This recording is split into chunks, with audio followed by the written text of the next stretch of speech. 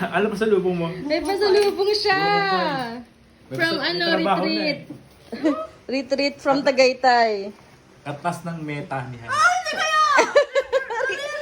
For reimbursement daw yun eh. Ano reimbursement? Ano ba yun?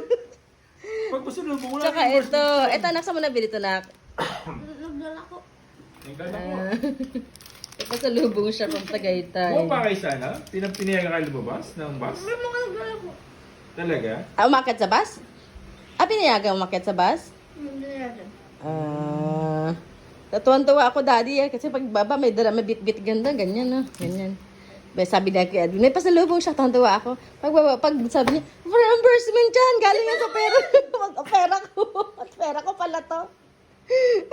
Alam mo yung ano, yung ano, ay, sayo, may pasalubong anak ko. For reimbursement pala.